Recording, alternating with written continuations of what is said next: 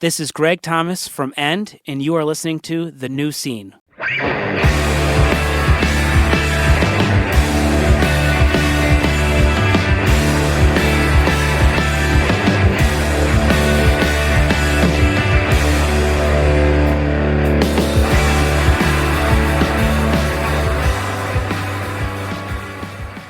Hello, everybody, and welcome to The New Scene. This is Keith. And Tommy.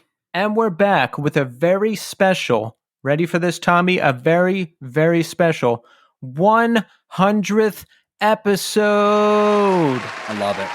Yes, 100 episodes. Now, folks, we started this thing, and we didn't know... All right, I'm not going to do a whole thing. Look, we're very happy that we've made it to 100 episodes. We're very happy where the show is, and we are very happy to be celebrating with none other than Grady Allen of Anxious. Folks, Tommy, I think this is going to be one of, if not the top records of the year. I'm looking very forward to Little Greenhouse, and I'm looking very forward to speaking to Grady.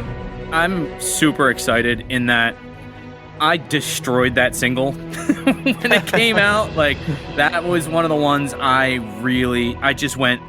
just kept going back to. It's such a great song with great feeling, and I am really excited about that as a release.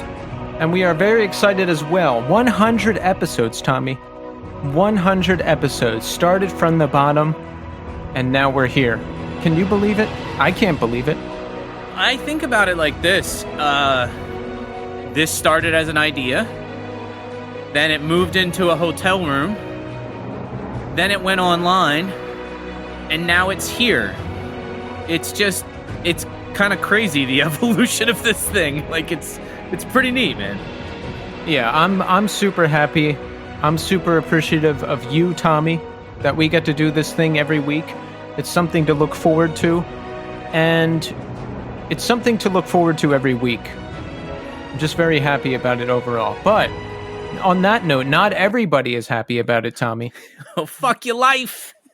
Bing bong. Now, well, let's throw one in for a good measure. Fuck your life. Bing bong. Okay, now let's be civil here. Now, not everybody is happy. We got our first criticism. Ooh, we're going to read it on the air now. I was actually pretty excited because we've never gotten a message like this before, and this is our first. Now, a gentleman named Ian, I won't give out his Instagram. I don't want to be mean about this. Let's be nice about this. We're open to criticism, right, Tommy? Yeah, we ask for it, for goodness sake. This is the first time we've actually had someone listen to us, so go. Yes, so Ian responded to one of our archive posts, and he has it set so you can't reply to his reply. So that tells you everything you need to know right there. But I messaged him afterwards, and here's what Ian said. He said, I really wish I understand what you guys are doing with this podcast. You signed, in quotes, a podcast with a label that's not a thing, renamed the podcast, and are now just re-releasing all the old episodes again under the new name, like they're new episodes. I just don't get it, but you guys do you. Now, this comment is...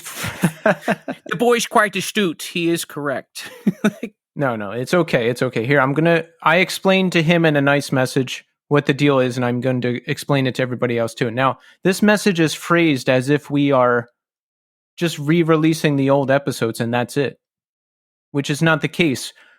We are reposting some of the older episodes we've done because our audience has grown significantly since we signed the deal with Iodine. And yes, that is a thing that actually happened. Look, I got the contract right here.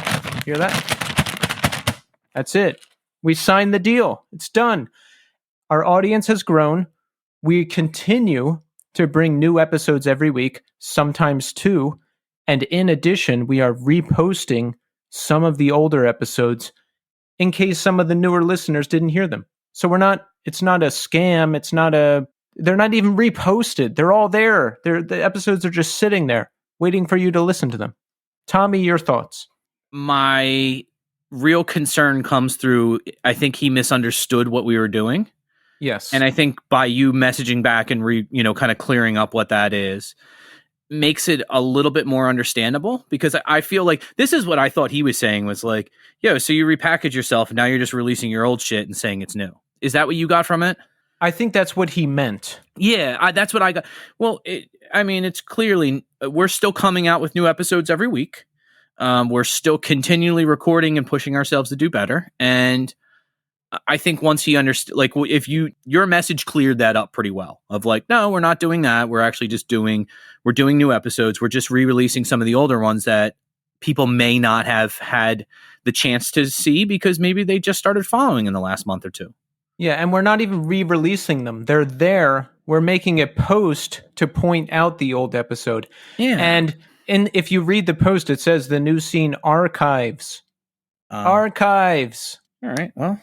Yeah, so that takes care of that. But listen, we're happy to receive any criticism. Now, well, let me rephrase that. If you have valid criticism, send that to us. We don't want you to just start sending us criticism for fun because we're very sensitive. No, send the invalid shit to me. Yeah, send that all to Tommy. His email is Tommy2tone at no. I'm just making stuff up. But listen, 100 episodes. Did you think we were going to make it this far? To be honest with you, no. I didn't see how far we were really going to take this. I don't think at any point in time I saw it going past, maybe 10 or 20. Because remember, we really started this as call our friends or cold call people, like literally DM people on Instagram. You're like, hey, we got a podcast. You trying to talk? Like, so I thought our luck was eventually going to run out with being able to book guests. And it almost did a few times. Yeah, I was going to say there's a couple times it got pretty damn close. But I'm just so glad to be a part of this with you. Like, I'm just so glad we have an outlet to be able to talk like this, to maintain our friendship like this. And on top of that, like, I felt like I was kind of falling out of the scene. Yeah. Being a dad and, working full time and, my job changing all the time. I really felt like maybe I music wasn't something I was just going to really focus on anymore. But now this has given me an opportunity to kind of force myself to be exposed to new music, because you can only listen to Snapcase so many damn times in a row. And then on top of that, I really like getting better at this. That's one of the things that I've struggled with is like, if you listen back to old episodes, I have a tendency to just talk and not have a point. There's like an old clip of Michael Scott from The Office where he's talking and he goes, sometimes I start a sentence and I don't even know how I'm going to finish it. Like that's me in the beginning, because I just thought we had like dead air was dead air. You got to fill it up. And it's like, no, this is all edited. It's all recorded. We can really take our time to kind of piece together what we want to talk about and make sure that you have something cohesive and lucid to say before you just start yammering. Yeah, it's a process. And I think about back in the day, we didn't even know what the show was going to be, really. We wanted to do it only in person, which is crazy. I always like to bring that up. Like, were we going to drive to North Carolina to talk to Josh? Yeah, that's just... like I don't know what I was thinking. But as has been documented on the show, COVID pushed us online. I figured that out, and we became weekly, which neither of us expected. But like you mentioned, Tommy, I'm glad that it worked out this way, because we get to do this every single week. We get to create every single week. Just before the show, I was a little stressed. I was like, wait, I'm going to hang out with Tommy and talk to the vocalist of one of my favorite newer bands, Grady Allen of Anxious. I mean, who could ask for a better Monday? They're playing with Knuckle Puck, too. Yes, I saw that tour announcement. Wow, what a tour. We're going to talk to him about that too. And just a quick reminder, folks, follow us on everything.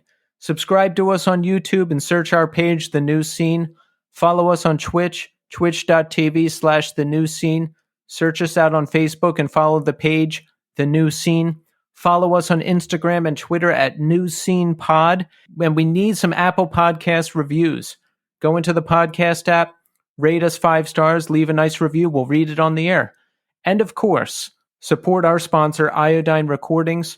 Folks, last week I announced that Audio Karate and Ritual Earth pre-orders are up. It wasn't last week. It's actually this week. So please go and pre-order both of those albums. And you can check out Iodine at iodinerecords.com. So folks, strap in for episode 100, because right now we're going to talk to Grady Allen of Anxious.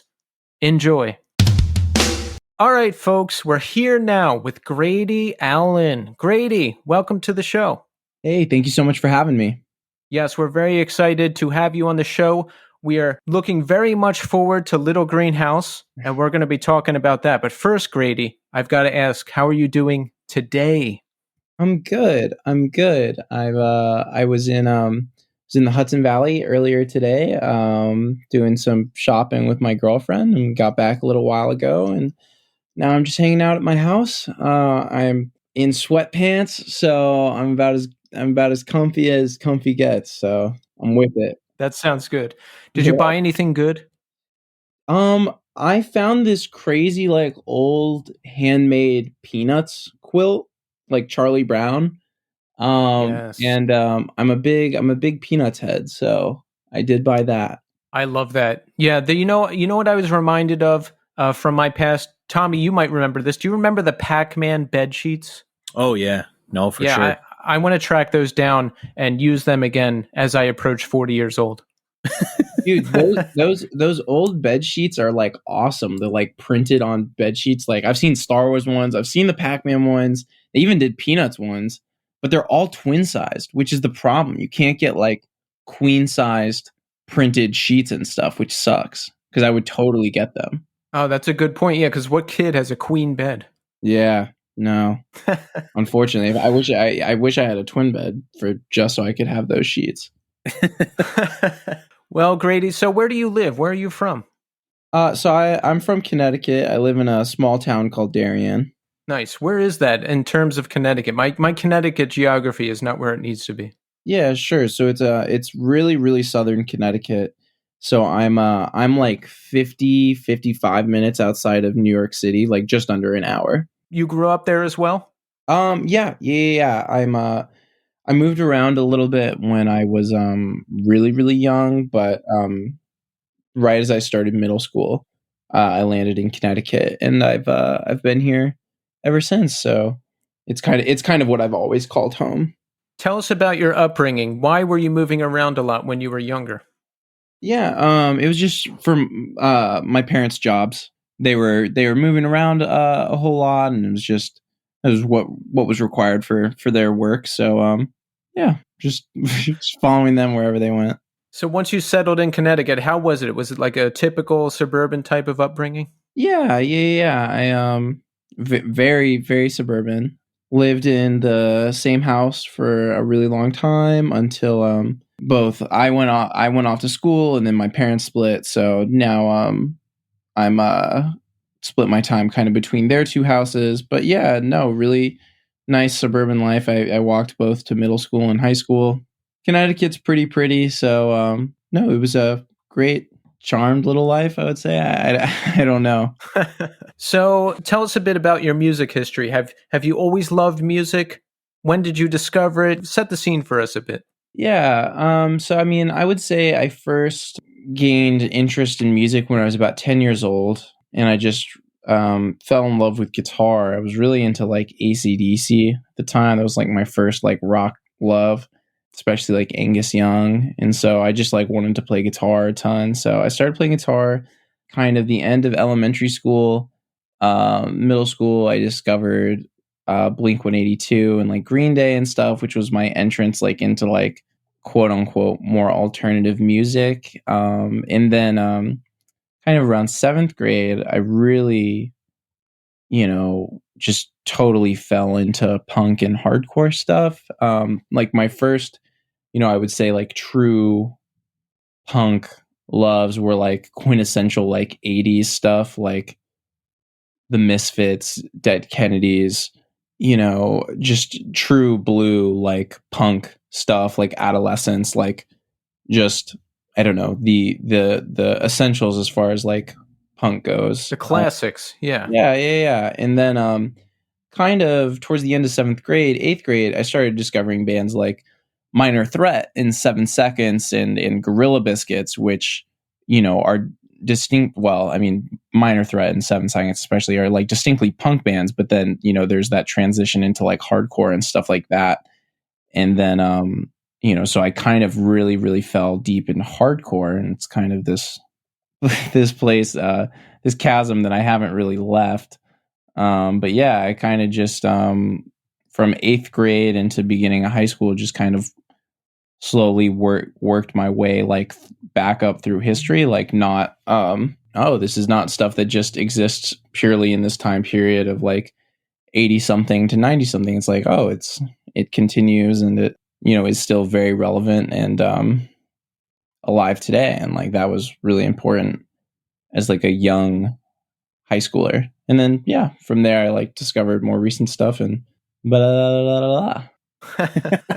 Yeah, it continues, it evolves, you know, there's different eras, it's always growing and changing. And yeah, I like that you kind of went through the classics in order. I wish I would have done that, because when I got into hardcore, I got into like the craziest stuff at the time, which was Dillinger Escape Plan and Coalesce and Botch and all that. Okay. And I never looked back. I just went forward from there.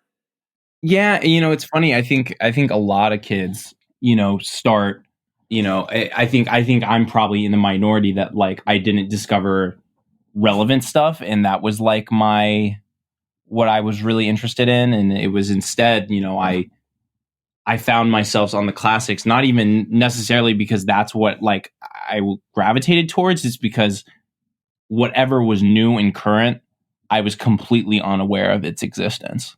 Yeah, Grady, you have the kind of the same trajectory I had, and I was lucky enough. I just had I had an older sibling who was really into like heavier music and kind of pushed me in that direction, and was like, "Here's some mixtapes," and I was like, "All right, cool." And then next thing you know, I'm out buying Dead Kennedy shirts and Minor Threat stuff. So that's cool. That's cool. I love that. I always wish I had a sibling that like had pulled me into like the quote unquote subculture or anything like that. I always think it's very interesting when it's like, yeah, me and my sibling.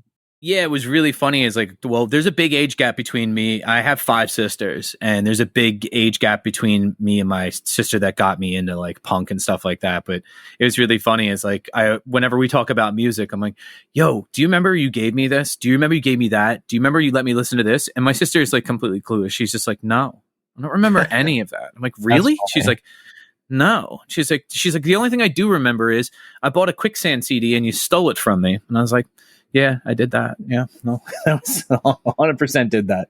So you're listening to the music.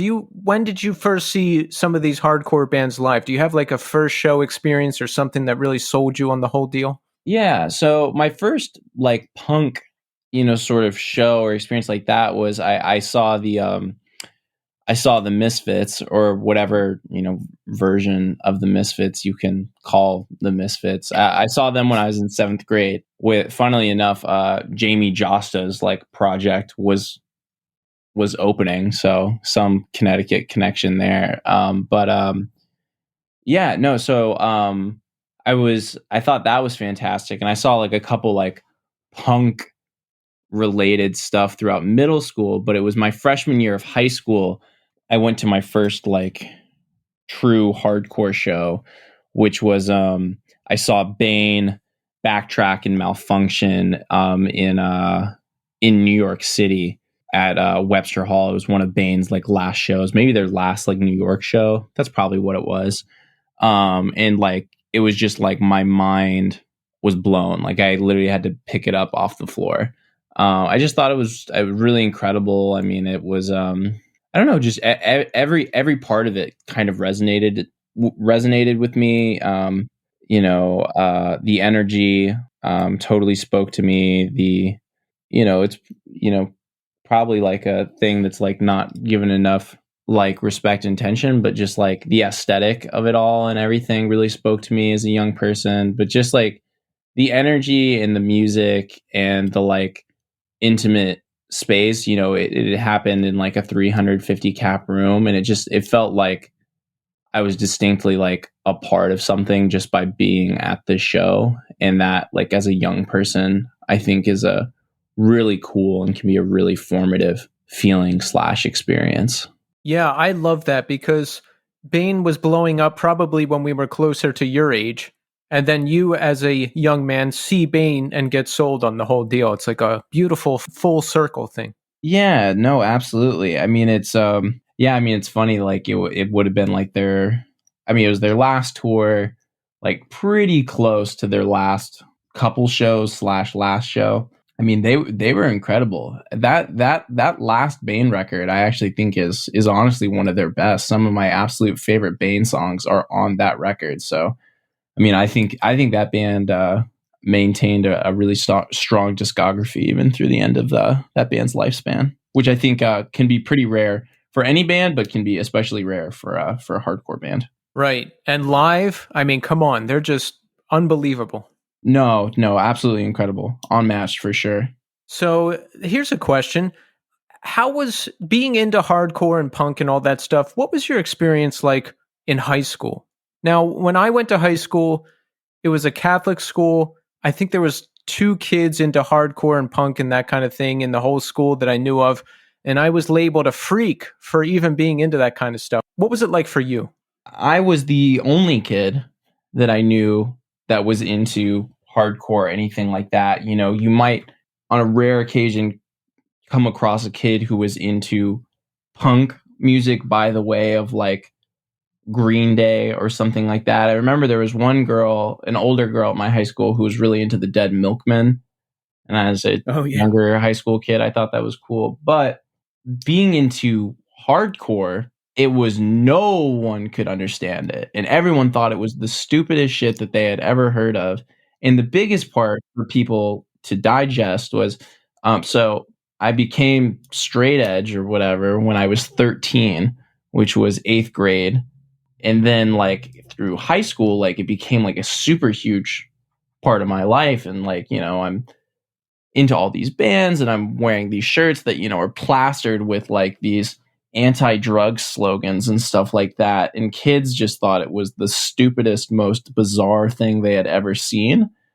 And so I would catch a lot of flack throughout high school, just for kids like just I don't know. I don't know if it was thinking the decision in of itself was stupid, but this like desire to make it be such like an outward part of who I was/am. I think that was like really weird for people. And I mean, especially, I mean, it's definitely true of my town, but probably the reality is it's true for most, you know, small suburban towns is, you know, hanging out with your friends and doing stuff with your friends was drinking and smoking weed and partying. And so like that was so deeply a part of the social DNA within my school and within my, you know, peers there that it was just like it didn't resonate with anybody. It was just always, man, that's really that's really stupid and cringy that you were doing that. Yeah, that was my experience too. Like there was this guy I remember who I talked to in high school sometimes, and then it was like wear your own clothes to school day because we had uniforms, and I came in a Dillinger Escape Plan shirt, and he's like, "What is that? You're a geek, dude. You're a geek," and he never talked to me again. I mean, I think it's stories like that why like I think schools and institutions like make the argument for uniforms. Is it like flattens out the playing field, you know? Like there's no social dynamics being played on like clothes and what you're wearing. So exactly. So from then on, I just went like you would have to pay money to wear your own clothes. So I would always just be like, "Oh, I forgot," and just wear the uniform to not have to deal with anybody's shit. Oh man, dude, they broke you. One call, Yeah. Dillinger Escape Plan. That's all it took. Well, listen, you know, I wasn't built like steel back then like I am now. You know what I'm saying? Yeah, no, I'm just kidding. Well, so you're in high school, you're discovering hardcore, you're playing guitar. How did you decide you wanted to start playing music, and when did you do that? Well, I mean, another, you know, cool part about punk and hardcore and why I think it's like so many young people gravitate towards it is there's very much this ethos of like it's yours, you can do it, you know, this is like a space that not only you can occupy but like you can create in and succeed at. So as like a young person, it was like, wow, like I could totally do this, you know, I could, you know, all this awesome stuff that I'm seeing, like I could totally do this too. So end of middle school, I really wanted to like start a band and do a band seriously. And so the problem is it's hard enough at 13, 14 to find people who play music. It's even harder to find people who are into the music that you're into. But kind of halfway, kind of midway through my freshman year, I just found two other kids who were kind of vaguely into like punk and like just guitar music in the way that I was, and that became the earliest version of Anxious was that. So what were some of the middle ground bands that you could agree upon? I'm trying to think. It's a good question. I haven't thought about that in a long time. I remember as far as new bands, we were all really into that band Nightbirds, New Jersey band, who they just toured around a bunch, so you could see them a lot, and it was surfy, it was punky, but it was like definitely hardcore. So that band was really cool to us. I mean, like, I don't know, we were all like into like Operation Ivy and like Green Day and stuff like that. I was kind of the only one who was like, no, I'm like a lot more into like hardcore.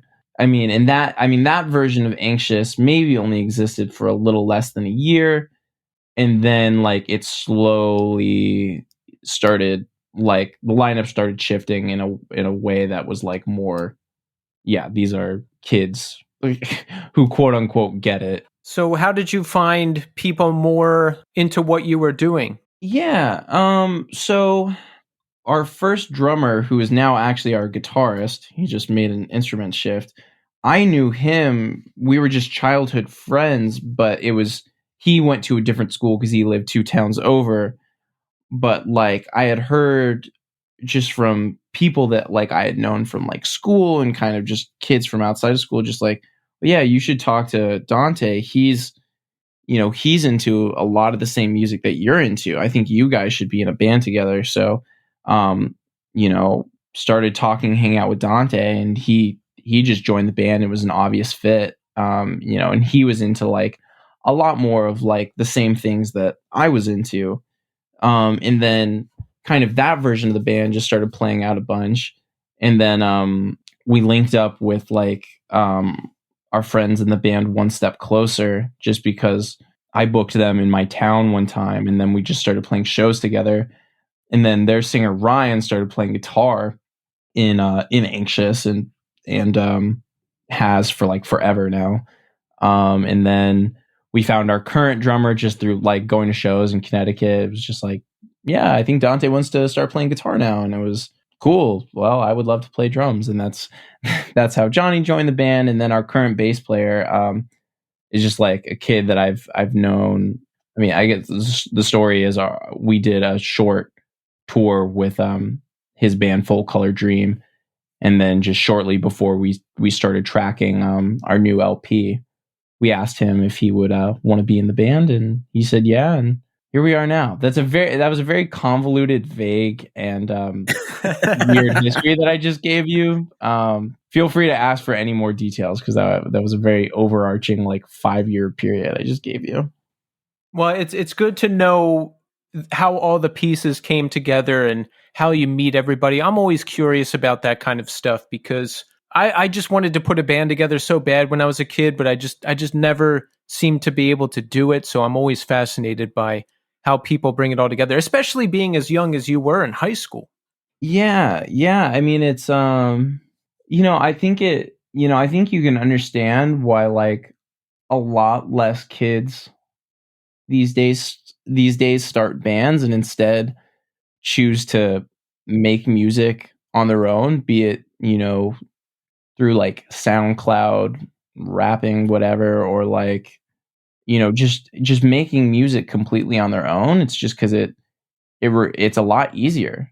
It's just a lot easier to just make music on your own. But, it was very rewarding as like a young person to like put like a group of people together and like work on a song together. I don't know. I think it was pretty cool and informative, just like as a, I don't know. It was cool, informative in the way of I don't know, you just learn a lot of like, it sounds corny, but teamwork exercises and just like, I don't know, it's just an exercise in collaboration and creativity, and just that as a young person was like very rewarding, I think. Absolutely. I think that's where it's at, because you learn how to deal with people, you learn how to write together, you get better at your instruments, you get better at the whole business angle because you're out there booking shows and all this stuff. It really teaches you a lot. Yeah, no, I think it absolutely does.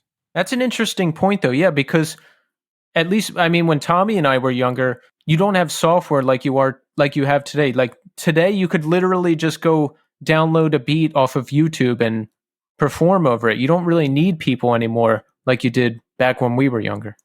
Yeah, I mean with the rise of like the internet, but also like recording software and like music editing software, just everything. It's never been easier to create music completely on your own.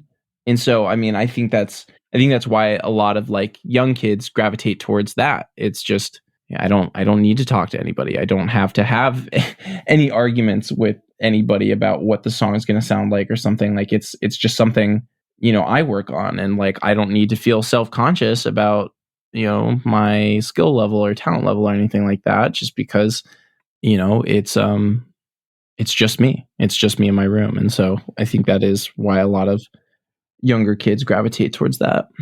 Exactly. That's why I started doing a podcast to not have to deal with anybody anymore. Now I just deal with Tommy. I was going to say, you just still have to deal with me. Depending on how, like I was going to say, depending on how much you want to actually deal with me that day.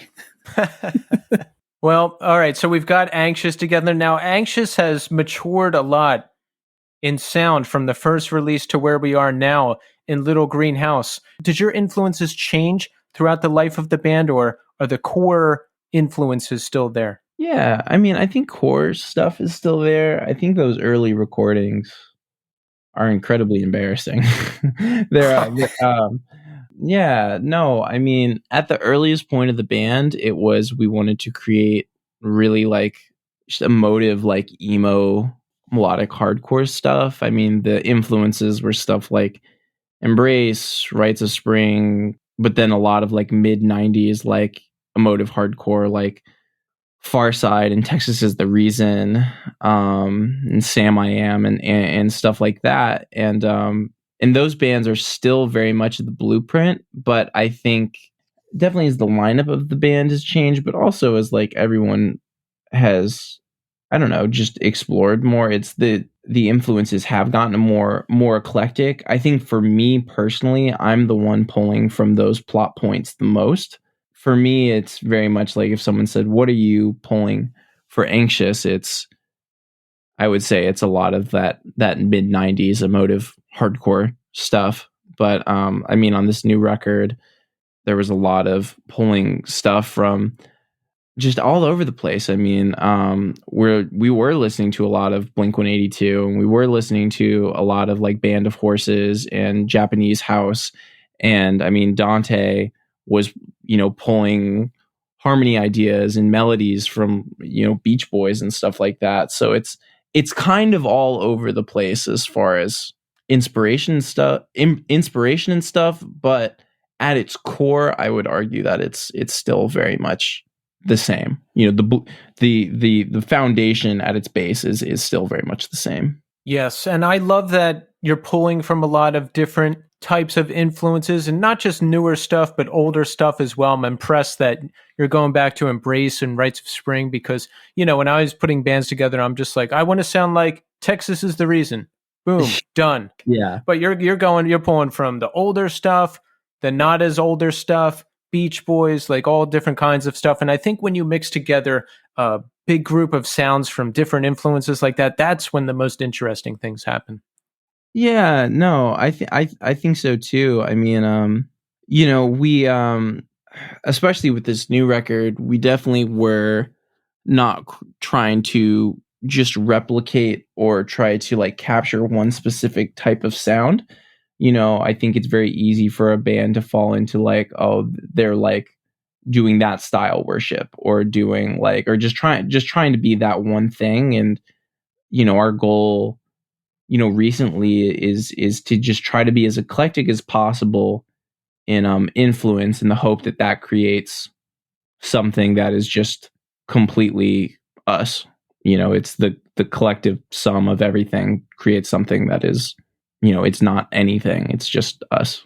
Yeah, well, I think you're definitely accomplishing that based on what I've heard so far, and I'm going to get there. But so the band is together, you're playing. When do you notice things starting to come together and starting to lock in and people starting to take notice?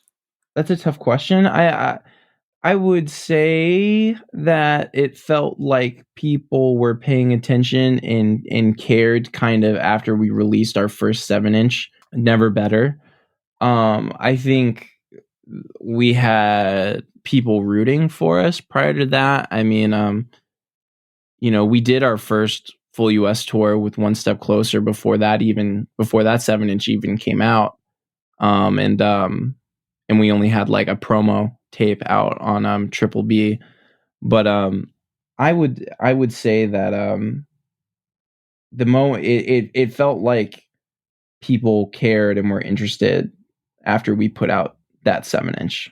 And I think it's great that it sounds like you had label support and support from other friends' bands early on. I mean, you have a promo tape out and you're doing a US tour with One Step Closer. That sounds pretty fucking awesome to me.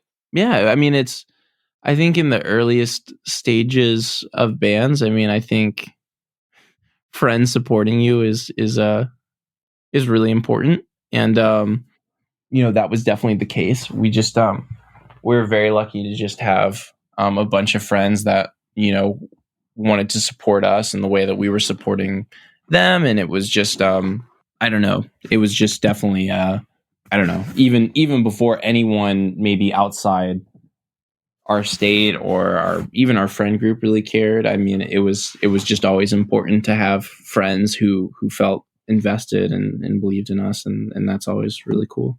Little Greenhouse, which comes out January 21st on Run for Cover Records. Now, I've heard all the singles for this album, and I'm going to make a bold statement here. I think this is going to be one of, if not the best albums of the year. What do you think of that? What do I think of that? Yes. I think you're being very, very generous and kind is what I think of that. No, I'm very flattered that you would say that. Thank you. I will say this, Grady, when Keith was the one that turned me on to you guys. When he sent me the single for Call From You, I ran it into the ground. That was one of those ones. Constantly, I put it on every playlist. I would constantly go back to it. It'd be like, it's such a great, like, there's two really super good riffs in there, but just everything that goes along with the vocal patterns, it's a really well crafted song, smartly done. And on top of that, it is just catchy as fuck, man. Really just great songwriting. Dude, thank you so much. I was really stoked for that song to come out. I mean, so the story of that song coming out is, we knew that we were going to announce a sign to Run for Cover, but we weren't sure if we were going to do anything with it. It was too early to like, okay, let's do a single and a music video for like to begin the quote unquote like album cycle, because the album wasn't going to get announced right away. But they're like, well, why don't you just choose like a song from the B side of the record that like you like and would want to be released? And it was like, and so we chose Call From You, and we weren't sure exactly how that song was going to be received, but it's been super flattering and awesome to hear like people be like, oh yeah, no, that song's amazing. Because we're like, oh, okay, we kind of just randomly chose it and weren't sure if like people were going to like it at all. So yeah, you're welcome. Here's the other thing. When you play it on Spotify, there's the video that plays in the background is you guys assembling a puzzle of the album artwork. Yeah. Are you guys big puzzle people? Or is it just like that was just something you guys chose as like an aesthetic? Dante's family are big puzzle people. My family is actually pretty big puzzle people, but I'm probably the least big of them all on puzzle. I only bring it up because my daughters are like obsessed with puzzles now. So that's like 3 of my Christmas gifts this year were puzzles that we're going to do together. So Oh, that's awesome, when I saw that in the background, I was like, I got to ask him about it. dude. We're puzzle core.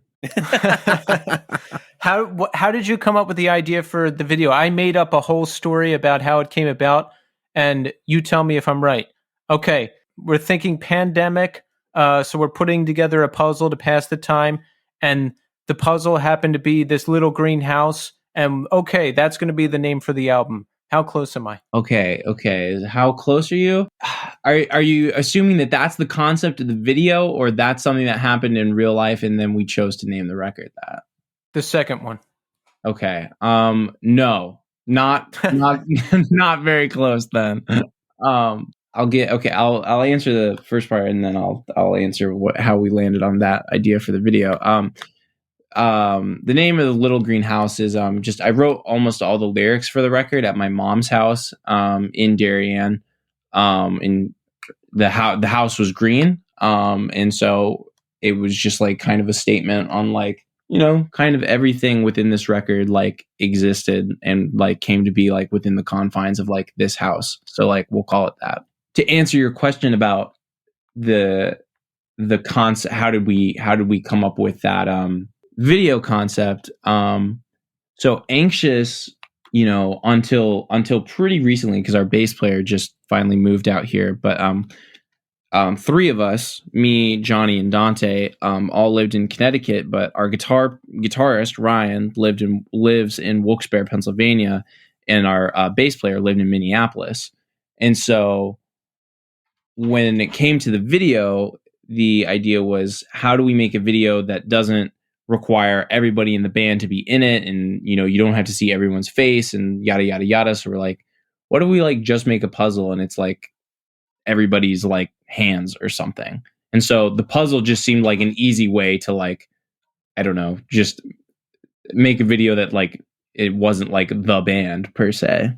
That's a good idea. Yeah, because then you don't have to worry about everybody like, oh, that dude's in the band now, or that guy's not there. It's just people's hands doing some work. Yeah, no, absolutely. It was just, I mean, there was nothing but like just an image. You know, it wasn't even so much like when we were putting it together and when we were talking to Run for Cover about it, it wasn't we're making a music video. The term always thrown around was we're creating a visual component to go with. So you know, everyone says nice music video. I go, no, you're wrong. It's not a music video. It's a visual component. Yeah, it's a very nuanced thing. Well, I read that the album came about because of COVID. Like you were so busy touring that you didn't have time to write a record, but then COVID hits, the music industry dies, and now you actually have time to sit down and write the record. Am I on point with that? So yeah. So it's a very, you know, COVID overwhelmingly is completely negative. And, you know, I mean, I'm talking purely within the context of you know, music and bands and touring and all that. You know, in a lot of ways, it kind of shuts off a bunch of bands, but it kind of afforded us this unique opportunity where we were, you know, now able to write a bunch. You know, we had kind of this uninterrupted time with nothing on the schedule, nothing to do. It was just kind of, well, we can just write a bunch. So, you know, we took better part of 3-4 months and just sat down and totally wrote this record. And then, you know, the whole recording process and all of it was able to happen kind of in this languid, easy way that like, I think a lot of bands don't experience because, you know, there's the pressure. Well, we have to write, but you know, we have to get on the road and tour and, you know, do all these other things. And so, you know, there was no expectations from any band because, you know, there wasn't even this like, yeah, like we're going to tour a little bit, you know, but they're still navigating things. It was just, the world was shut off. Everything, you couldn't do anything. And so it was, although it was like unfortunate and annoying and a pain in that like we weren't able to tour or do anything like that, it was like, cool, now we have this totally uninterrupted time to just do this thing. Yeah, and I think that is great that we got the record out of it. And it's also I think it's also great that usually a band, you're in a unique position. It's like, oh, we're so busy being a band and touring, we don't have time to write a record. Most bands are like, hey, we can't get a tour. I guess we'll just write another record. Yeah, yeah. No, I mean, it's I guess it's, I don't know. Both are valid problems. Not being able to tour and not being able to write. They're both definitely band vices. Yeah. No, I mean, I don't know. It was, like I said, like it was so overwhelmingly negative, and like, within the context of bands, I think, almost everybody kind of shudders when they talk about it. It's like COVID. But, for us, at least the first year of it, I probably could have done without the like almost second year of it. But the first year of it, it was kind of this like unique asset where it was like, okay, well, we can kind of write, and there's like no expectation to like, well, you guys need to be touring a bunch or something like that. I read that you had to re-record all the vocals for the album after it was done. Is that true? Yeah. So we recorded the whole record over a 2-week period in July. And we recorded at Silver Bullet Studios, which is Greg Thomas's studio, who I think you've had on the show before. Am I right? Yes, we have recently had both Greg and Chris Yeah. on the show. Legendary Chris. We didn't record with Greg. I didn't know Chris had been on the show. I'd known Greg had been on. Chris. Yeah, we spent a lot of time with Mr. Teddy. But yeah. Anyway, to answer your question, we can talk more about Chris later. Yes. Yeah, so we recorded over a 2-week period. It was almost exactly 2 weeks. I think it was like 12 days in total. And, that's a lot. That's a lot of time. And, you can knock out a lot of instruments in that time. But, vocals are interesting because, you can totally exhaust yourself. It's not like, like a guitar part or something where it's like, oh, man, I'm really not getting this. I'm just going to sit on it for like 5 minutes and then I can come back to it. With vocals, you might really, really try for a part and you like totally blow your voice out. And it's like, well, now we can't do anything with it. But anyway, so we recorded over this 2-week period, and over maybe 2 or 3 times I blew my voice out. And when we, a couple months later, when we got the, earliest like mixes and stuff like that, it was like, oh my God, like we have to like go back and like totally redo this because it sounded rough. There was no version of like this passes. It was just, oh man, this is pretty rough. So in September, yeah, probably late September, I went back in for like 5 days straight and just did all of my vocals over top to bottom. And then you nailed it that second time. Yeah. Well, the second time, so I mean, we were able to be a lot more meticulous because you were able to pick and choose, like, okay, you're feeling like you got a lot of energy. Let's hit these hard songs, and then like we'll do some soft songs. Versus, while we were recording the record, we were kind of doing the vocals as we did the songs. And it might be, well, the only 3 songs that we can record vocals for are these like super intense songs. And so you're going to totally burn yourself out, as opposed to like when the whole body of work was done, it was just like, okay, we can like pick and choose our battles today. Yeah. And what you said about vocals is very true. I've recorded vocals once in my life for my last band, and you just don't know what you're going to get. Like you might be off one day, your voice might be blown out another day. You just gotta work with what you have. No, 100%. I mean, there's just I mean, it's like any instrument or anything. Like some days you have it and some days you just don't. But it's weirdly and unfortunately unique. And like the days that it's like bad, like there's no overcoming it, and there's no like doctoring the product. It's just like not great. Well, Grady, from what I've heard so far, I think you nailed it. I mean, we ran Call From You into the ground, like Tommy said. What do you think of that? Dude, I think the second time around we did it right. Drastic improvement. Second time's the charm. So I'm glad it's translated, and there are songs to run into the ground. Good point. So yes, you recorded with the legendary Chris Teddy at the legendary Silver Bullet Studios. Now we had Chris on the show recently. I think we're talking to everybody in Connecticut, including you now, Grady, too, which is good. This has been quite a quick Connecticut run. So how was it recording with Chris at the studio?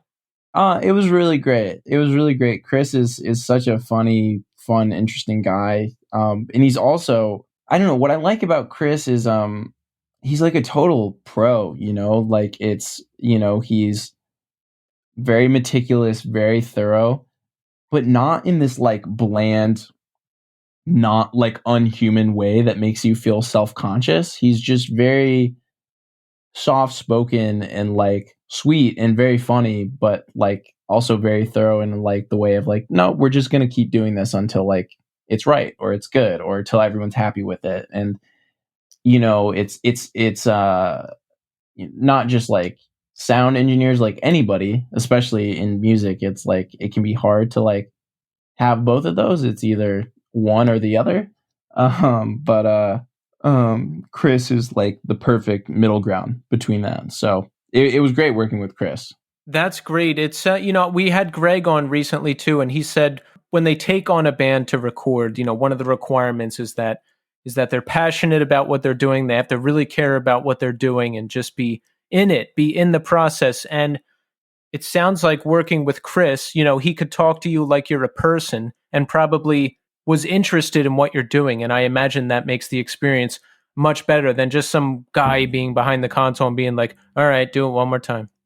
Yeah. Yeah. No, I mean, it was clear Chris was invested and had thoughts and ideas, but, clearly recognized it was our record. It was our, product, whatever. And was like, just totally willing to like do whatever to make us, happy with it. I don't know. The perfect ground between like interjecting like his own ideas and opinion and also like wanting to help us see our total complete like vision through.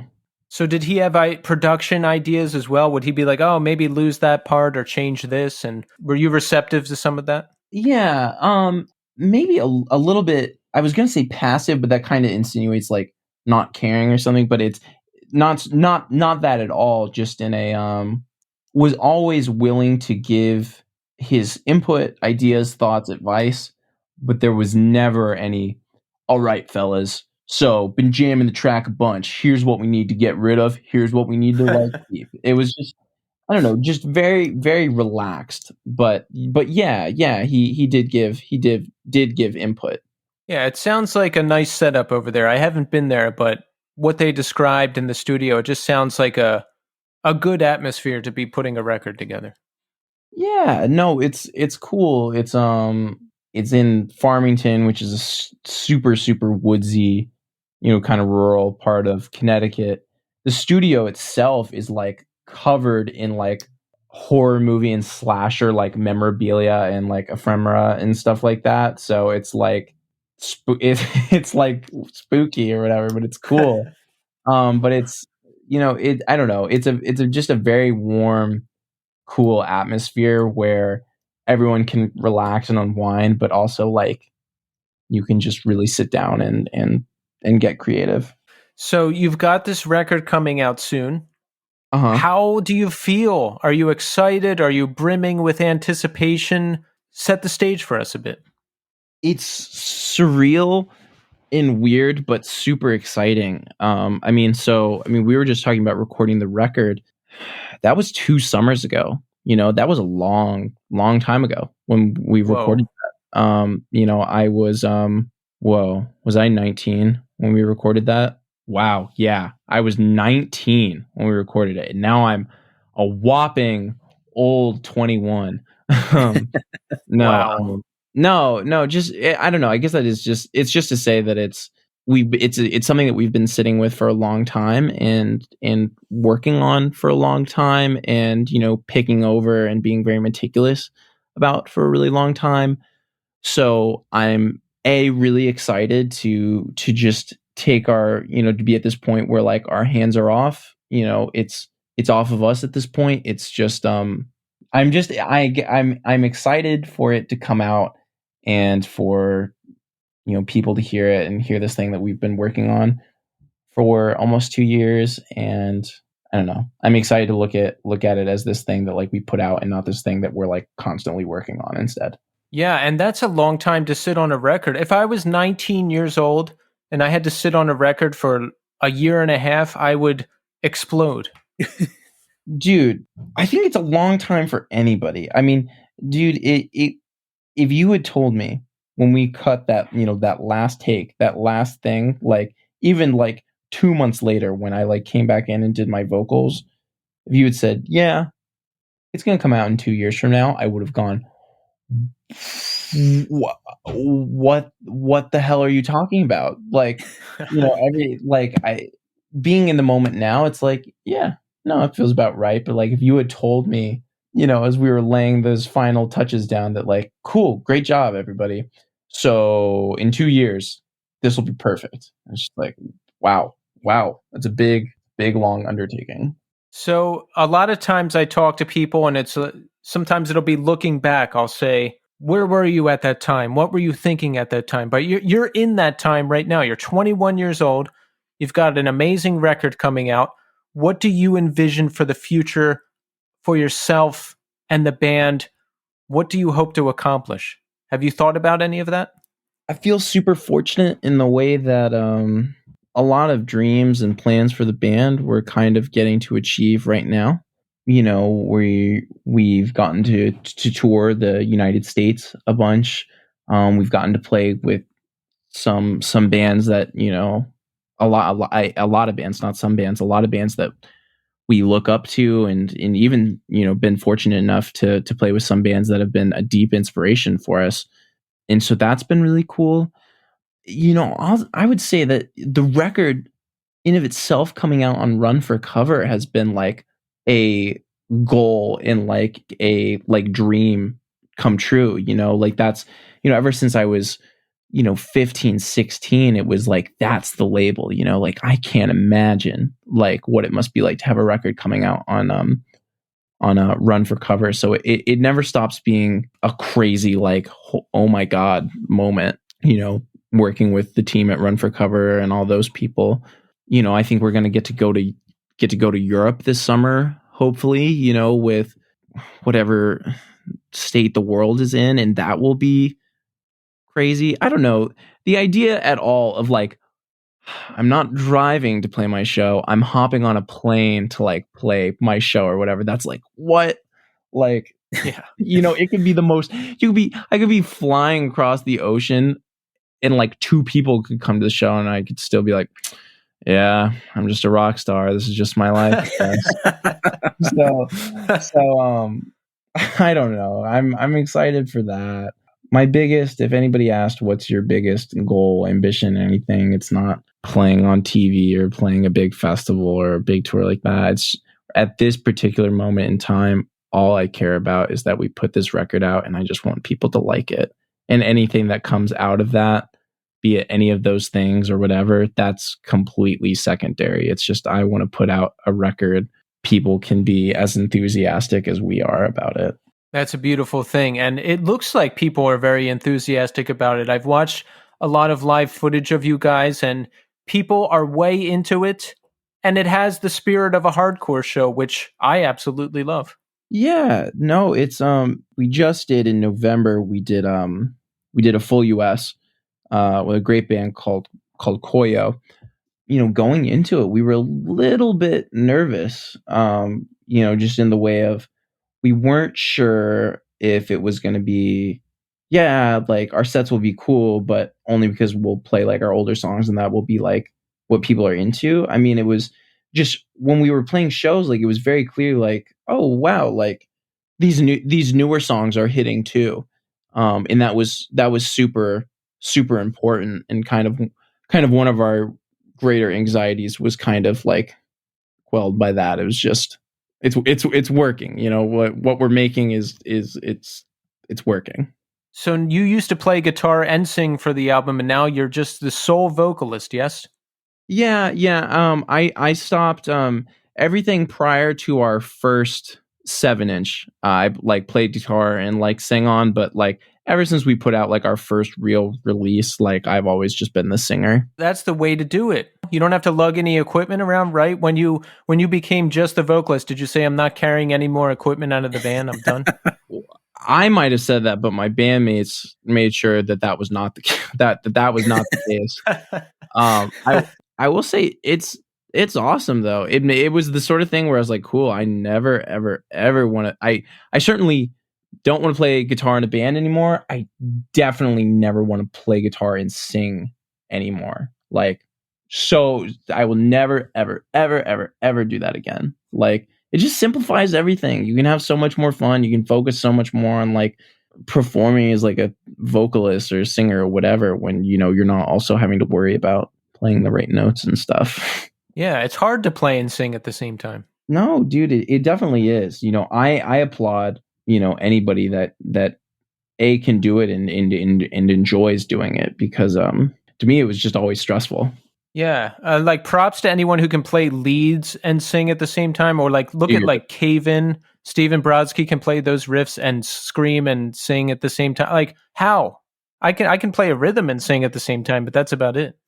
You do no, like literally playing rhythm is hard enough, you know, like playing like crazy leads and stuff over it. That's insane. This is like one of those things that whenever I see someone play and sing guitar, I always play guitar and sing at the same time. I always think of, have you ever seen Prince's performance at the Super Bowl? Yes. That's what I always think of, is like, if anybody ever complains about playing and singing at the same time, I go, just watch Prince. Dude fucking shreds and sings at the same time. And you're like, how the fuck is this guy's like, he's like sweep picking. He's like literally tapping, sweeping, string skipping, everything. And he's fucking playing at the same time. You're like, what an amazing performer. That is just, that's one of those things where I have such an appreciation for someone that can do both, because I've tried to do both and it just doesn't work. It's like the, walk and chew gum at the same time. I just can't do it. It just, my brain doesn't work like that. It's either the one works or the other doesn't. Like, but yeah, I have a total appreciation for like, you struggling through that and trying it is just awesome. But at the same time, congratulations that you just have to sing now. No, absolutely. I mean, I don't know. Like I said, like I never want to play guitar and sing in a band ever again. Do you write for the band still? Like, do you write any music? Oh yeah. We all write for the band, but yeah, I even though I'm not ripping on guitar, I still play a bunch of guitar, and I write a bunch with the band. Favorite Blink-182 album? Go. It's Untitled. It's on the Untitled record is the record. I don't know. It's phenomenal on so many levels. It's so many people love Blink-182 in the lane of like dick jokes and fart jokes and stuff like that. But that record shows that band can get deeply serious and introspective and can do it so well. And it means something. They've got something to say. I mean, beyond that, I think one of the biggest, like, coolest parts of that record is it's not Blink trying to be anything or do any sound or anything. It's just, to me, that record is like Blink realizing who they were and who they wanted to become, and like it's this just like totally unashamed showing of self, which is just it's just Blink-182. It's just who they are. And I think that energy is, I think if you talk to anyone in Anxious and talk about the like Untitled record, they'd be like, yeah, no, it's totally the blueprint of like what we're trying to do, of just like not trying to be anything, not trying to like capture and like mimic a certain type of sound, just unashamedly being you. That's a great description because, yeah, like Blink didn't try to change their sound or they didn't become a new genre. I think they just became fully realized as who they were, like you just described. Yeah, I mean it's I mean, I don't know. I also think Blink 182 is dick jokes and fart jokes and jokes about your mom and stuff. Like I think they are also that, but I mean I think it was, that record was and is like a real like no, like we're not doing anything for anyone or trying to put on this image, it's just us. And if I can go on this tangent for just a little bit longer, just because if you Yes, can't tell please. already, I love talking about this band. There's a bunch of interviews with Mark Hoppus, and it's actually included as like the introduction to like the deluxe edition of Take Off Your Pants and Jacket. Was just on that record they felt like their arm was being twisted to like, no, like by like labels and by the label and by the producers to, no, you guys need to churn out that catchy summertime pop song that can like be on the radio for a bunch of weeks and like be this thing. And Mark talks about how deeply frustrating that was. So I think the follow-up record, Untitled, is like the perfect, like, we broke out of that and just created our thing. Yeah, and you know what's funny is the Take Off Your Pants and Jacket record. I loved that record minus the 2 singles, and I read that they were done the album, but the label came back and said, we need singles. Give us singles. So they wrote the stupidest song they could on purpose, and those ended up being Girl at the Rock Show and what's the other one? First Date. Yeah, First Date. Because I was like, I remember hearing First Date when it came out, and I'm like, this sounds like a 6-year-old wrote it. But he wrote it like that on purpose. No, it's literally, I'll show you how stupid of a song we can write. I mean, and then it's like, oh, nope, it ends up being huge. Best song on Self-Titled. I'm saying Here's Your Letter. What are you saying? Dude, it's Here's Your Letter. That's the song. Yes. Dude, that song is incredible. Like, I don't know. The melody's great. Like the intro is awesome. That song is so dope. It's definitely, I think if you asked anybody in Anxious what's the best song on that record, I think literally all 5 of us would say Here's Your Letter. Well, you guys have good taste, and it sounds like we have a lot of similar tastes, and I think that's why I enjoy the music that you all create so much. Well, thank you. I mean, I can get along with anybody who's willing to ride for the Untitled record. So let's talk about what we've got coming up. Now, you've got a tour coming up with Knuckle Puck and Hot Mulligan. Yes? Yeah, we got a big one coming up.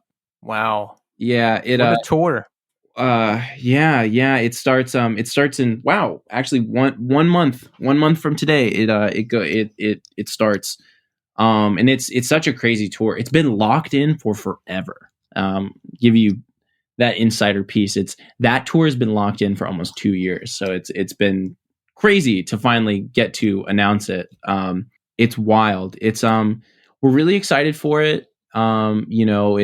It's kind of our big tour to like, push the record. So we're just excited to, we totally realize that, that's a tour where almost every single night, no one's going to have any idea who we are.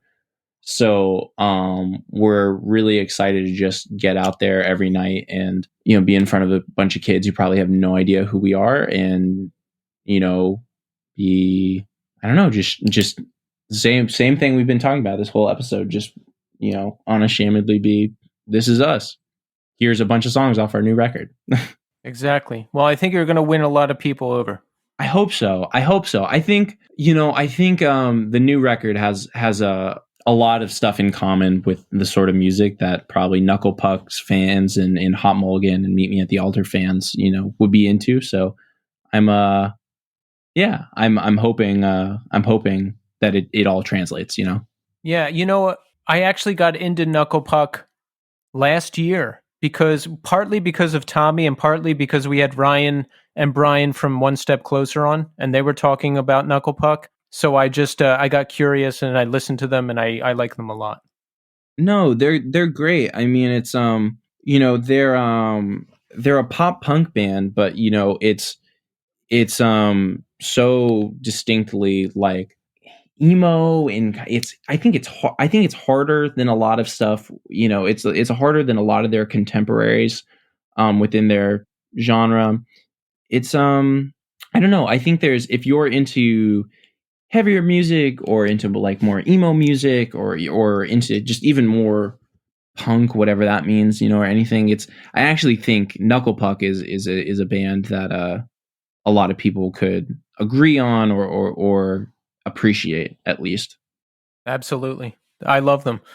So, folks, here's what we're going to do, okay? Now, listen up. All We're right. going to pre-order Little Green House, which drops 121 on Run for Cover Records. Yes? Yes, sir. Yes. I'm sure they've got merch bundles and shirt and records and colored vinyl and all that stuff. Yes?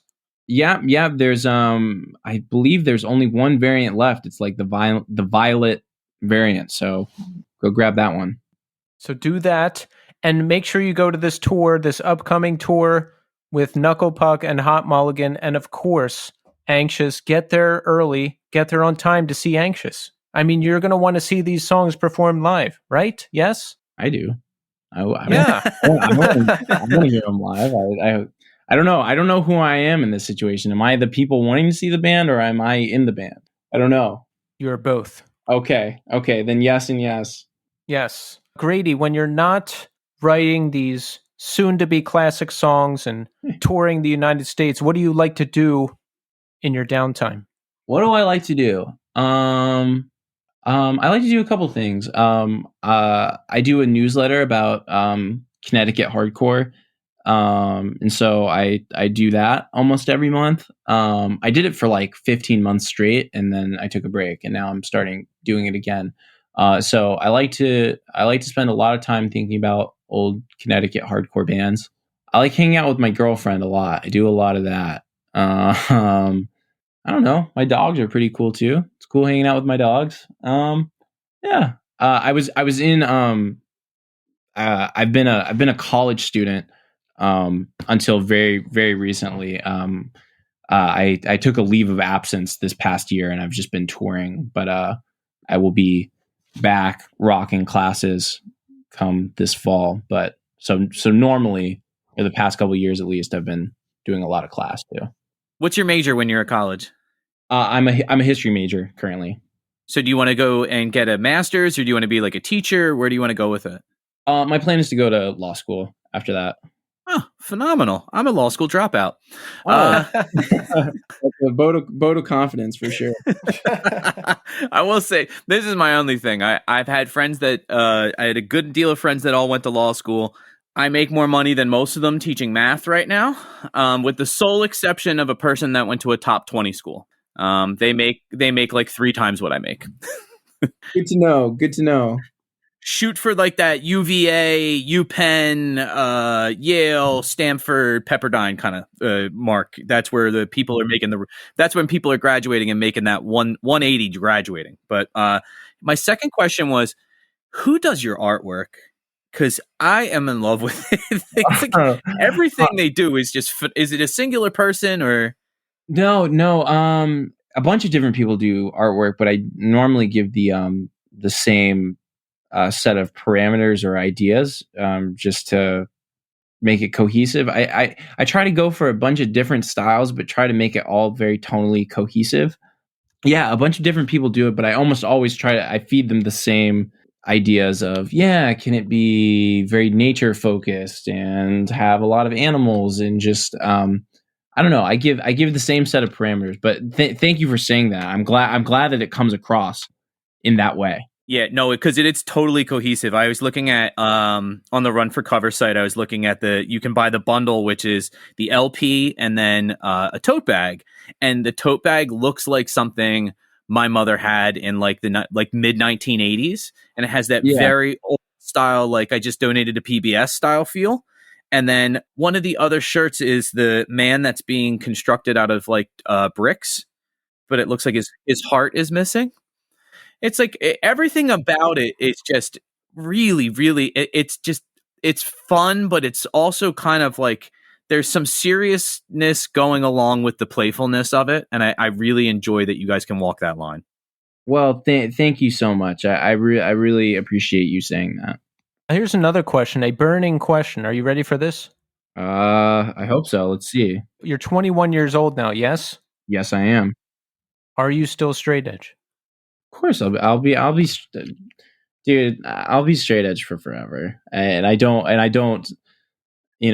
don't say that with like any like false, like emboldened like notions of anything. I don't know. I don't know. Yeah, I've never had the desire to drink. Even in high school, it's like very like radical, and it's kind of the only social outlet that you see people doing, and it's like very grotesque almost in the like amount that people are drinking. But even as you like getting a little bit older, and even as kids get a little bit older, it tones down. It's a bit more of a like a social thing. You might be out to dinner, kids are drinking beer, having wine, or anything like that. But even then, like it's like, why even have it at that point? So yeah, no, I will, dude. I will. I'm yes.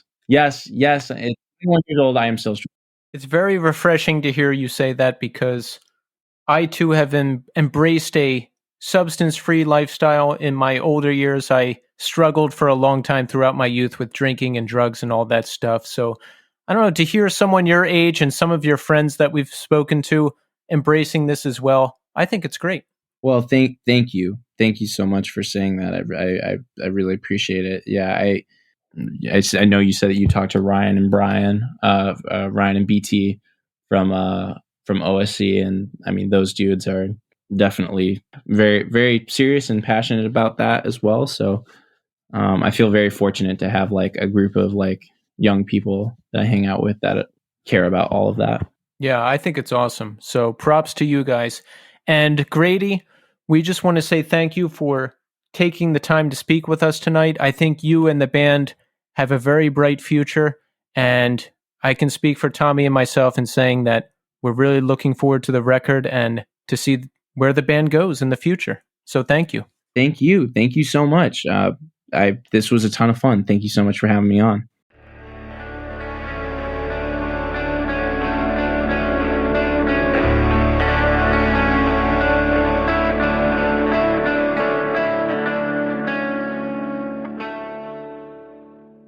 There you have it, folks. Grady Allen.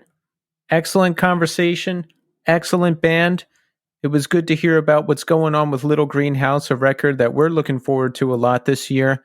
And it's interesting to hear the lasting influence of Blink-182 self-titled. For younger generations now, don't get me wrong, I like the record a lot too, but I think that was a dividing album for a lot of fans. Some people wouldn't let them try to be more serious, or I guess some people checked out after that album, but I think for younger generations, they just see it as a great piece of music.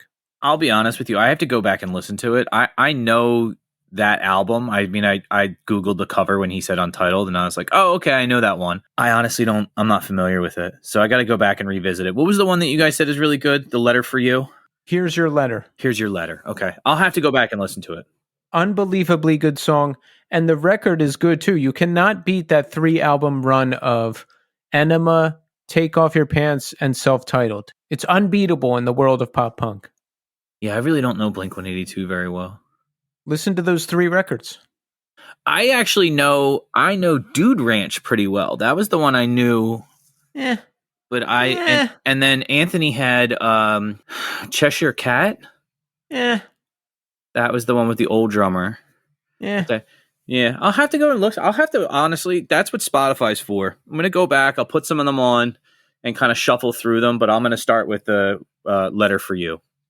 There you go. Or it's called Here's Your Letter, Tommy. Here's Your Letter. I'll never get that right. Now that I've got it in my head wrong, it'll just be incorrect forever. You've gotten it wrong 3 times just now. Really? 3? I thought it was twice. All right. Yeah, it was twice. I added one for dramatic effect for the show.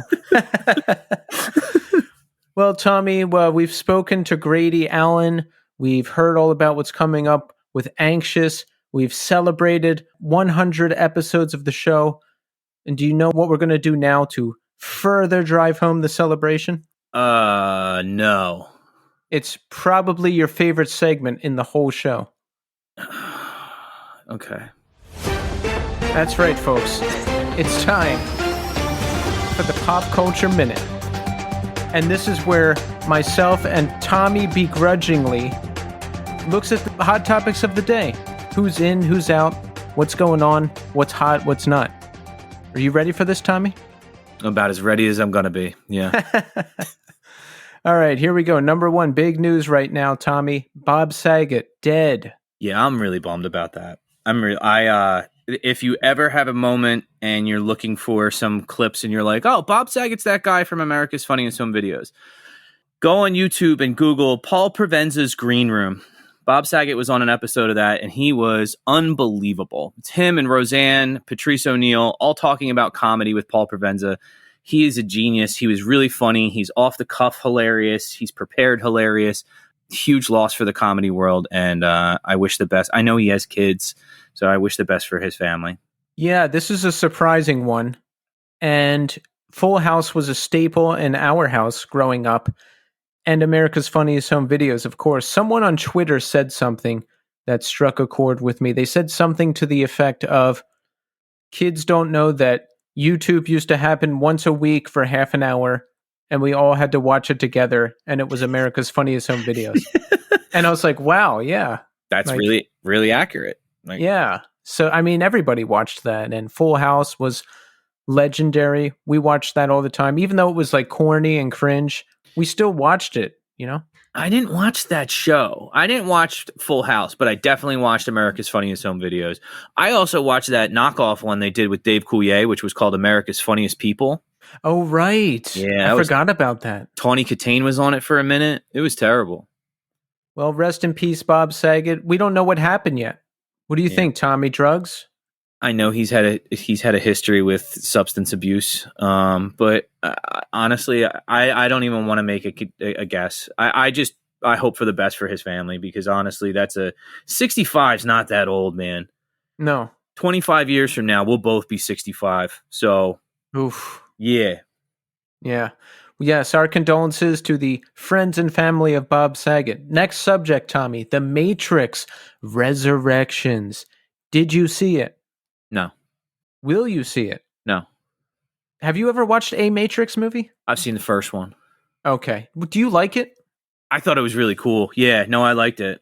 Yeah, the first one I would put right up there with Terminator and Aliens and all of the classic sci-fi of the days. I'm so glad you said Aliens and not Alien. Alien I respect, but I gotta be honest, I grew up with Aliens first. Yeah. I think I'm erring on that side. I am on that side as well.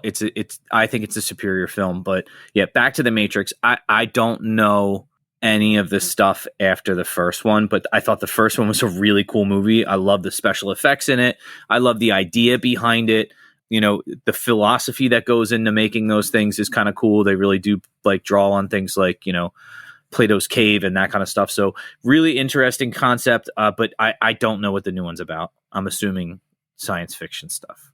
Here's the deal. I watched it. All right. I watched part 1 and I loved it. I saw part 2 in the movie theater and hated it.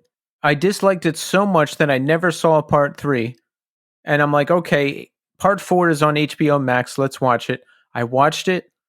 I liked it, but I didn't understand what was going on about 80% of the time. Oh. Yeah, it started out good, and they flash back to stuff that happens in the original 3 movies, and I got very emotional, as I often do with these types of things. The more the movie progresses, the less sense the plot made, and it just made me yearn for the days of part 1, which was easy to understand and groundbreaking and all of those other things. All of that aside, I did think it was an enjoyable watch, so I would recommend seeing it if you can watch it on HBO Max. I don't have HBO Max, so yeah, so you can probably skip that one, Tommy. That's a hard skip. I will say this in terms of pop culture. Kelly watched a movie she really liked, and I'm going to watch it with her because she said she wants to watch it with me. It's a new Ben Affleck movie, which usually means I'm not going to watch it.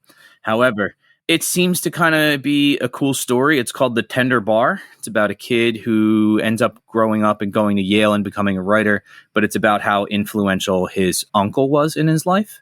I guess his father was kind of absentee. This sounds like something you would watch. Yeah, no, for sure. It's right up my alley. Yale, writing, no father. Yeah, dude, it hits all the bases. Yeah. Like, I typically don't care for Ben Affleck. I like him. I've only liked him in a couple movies, and I really liked him in. There's a movie people always kind of like give me shit for watch, like they like it. They're like, "Oh, that movie's not that good."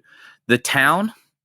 Yeah, it was okay. See, I like that movie a lot. I just thought it was a really cool movie. I thought it was like the concept was interesting. The idea that a whole bunch of these people that commit armed robberies are from the same fucking like half a square mile of South Boston. Like, I thought that was pretty cool. And I think his performance was actually pretty good in that. I really liked that character. Let's just put it that way. Yeah, I like him. I have no problem with him. He's a good actor. He's a good director. No problems with Ben Affleck here.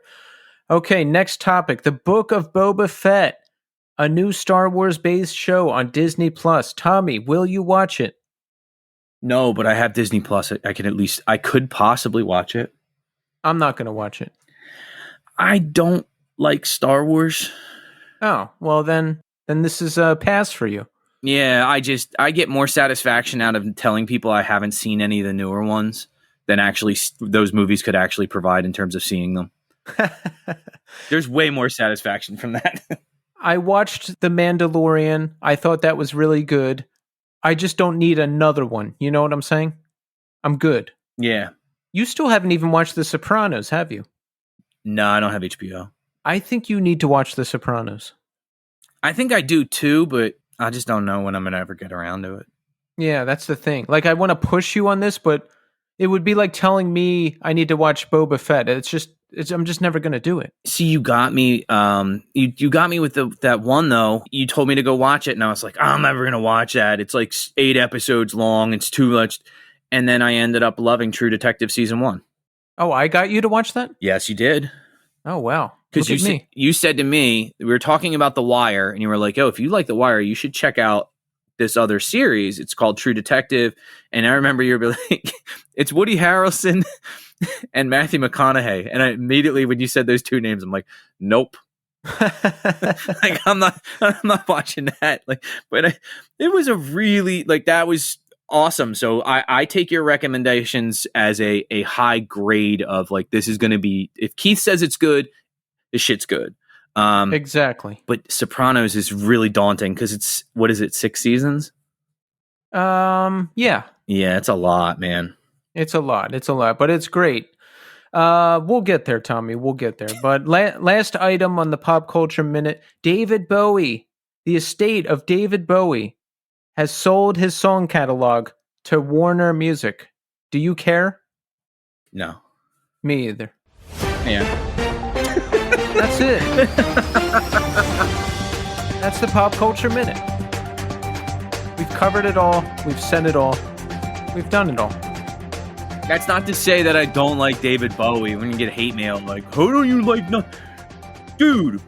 Really? Like, okay. All Yeah, right. I don't care. He's gone. His family can do, or his family, his estate, whoever his estate is, they can do whatever they want with it. Done. Yeah, exactly. They're making the decisions. You're not part of his family, you dork. Yeah. You own a Ziggy Stardust t-shirt? Stop. So how are you doing, Tommy? You as a human being? I'm really good. Nobody's sick. Girls are back in school full time. I'm still remote for the time being. But everything's going really well. Everybody's healthy. I really like being home like this. Yes. For a couple different reasons, but my main new one is I love eating dinner really early. Like, the girls come home from school at like 4:30, 4:45. I have dinner on the table at like 5:01. Like, boom. Wow. Old people, let's go. Early bird special. Eat up. That is early. I just finished my dinner 20 minutes ago and it's 10:22. You'd never survive in my household. No. I eat lunch at like 4, or I skip lunch. I eat dinner at 9, 8, 9. I go to bed at midnight. It's crazy. It's crazy what I'm doing over here. You know what though? It fits you though, and it's what works for you. Like it's the same thing as like what works here because we got a bunch of kids under the age of 8. Well, I had a pretty raucous night on Saturday, Tommy. Do you want to hear about this? Absolutely. All right, so there's this streamer named Ben Jammins who does community Warzone matches. Like if you follow his channel, you can jump into a game with him and other people and play, right? Okay. So I jumped into a lobby and we're doing a big battle royale and I killed Ben Jammins live on his Twitch. All right, so in the game, when you get killed by somebody, you spectate the person who killed you, right? So because I killed Ben Jammins, he spectated me live on his Twitch. And for the rest of the game, he commentated on the game while watching me kill the remaining 3 players and clutch the game for the win. And Tommy, I tell you, I was so excited. It was 11:30 at night. I was screaming in my apartment, "Let's go!" Yeah. And just the whole thing was the most exciting thing that's happened in a very long time. I was so stoked. I'm stoked for you, dude. That sounds huge. It's like you got up on stage with the Foo Fighters and started playing guitar, and you're like, "Nah, I'm gonna play guitar from now on." Yeah, it was like that. It was honestly like that. You just finish out the set. All right, cool, peace. Yeah, and it was a lot of fun. I like playing those custom games with people, and you don't know this, Tommy, because you're not on Twitter, but I posted the video to Twitter, but I'm going to send it to you personally so you can see it as well. Oh, wonderful. Yes. Send it to one of my Twitter accounts. Maybe I'll figure it out. Well, listen, folks, this has been a great 100th episode. We didn't want to do a lot of fanfare because we're a busy show. We've got a lot of guests lined up, a lot of great guests. We want to keep this thing rolling. We want to keep producing the great content. We'll have an anniversary show where we can talk about ourselves more because we love doing that. But I just want to extend another heartfelt thank you to all of our guests and everyone who supports us and everyone who listens to us. We really, really appreciate it. We see you, we hear you, we love doing this thing. And Tommy, I want to extend a thank you to you for being you. I couldn't do the show without you, and I love that we get to do this every week. Me too. There's times where this show can get sometimes when we're recording 2 or 3 guests a week, then we're recording segment 1 and segment 2. There's a lot of work that goes into it, especially on Keith's end. And then I think what people don't necessarily recognize is that, the show that you listen to is an hour and 45, 2 hours, 2:10, whatever. Like 10 to 15 hours of editing went into that. And then the mastering. There's a lot of work that goes along behind the scenes. And Keith, thank you so much for doing all that. I know that it is not easy and you make it sound seamless and flawless. And Richie, you're amazing as well.